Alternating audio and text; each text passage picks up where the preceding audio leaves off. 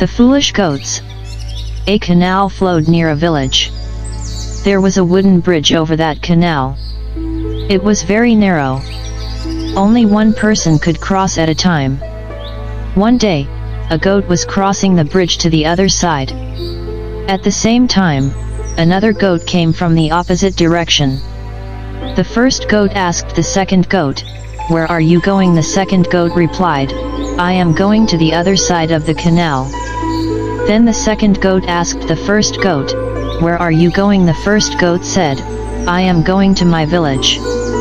To this, the first goat said, "Let me cross first, and you can follow me."